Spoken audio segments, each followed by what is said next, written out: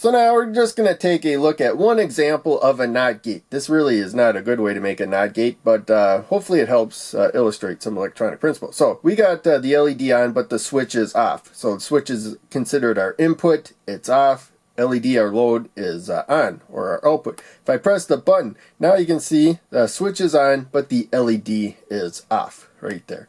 So that's one way you can make a NOT gate. Sometimes in electronics, to take away power or something, you divert it. Usually, you know, a weaker signal, not a complete load like this. But in any case, it's just to help illustrate things. So yeah, I need about 13 milliamps of current to power the LED. Now, the LED is not helping to lower current. It's being shorted to ground. So we need much more current right there. I had to bump up my minimum. So be aware of that. But, you know, maybe you'll do something like this. You just need to quickly turn something off very briefly.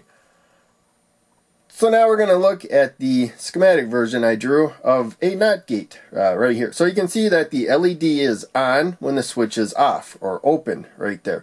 And current will naturally flow through there. It has no other path to go. Now if we close the switch, we turn it on, that's going to steal all the power from the LED and even more, because the LED drops some voltage, the switch doesn't. We'll have more voltage across the resistor. We'll have waste more current. We'll waste more current, as I saw in the earlier example. So you may do that for like short periods of time if you wire something up like this, but it would not be like a long-term turning the LED off. But in any case, this is probably not how you would build a NOT gate. There's much better versions out there.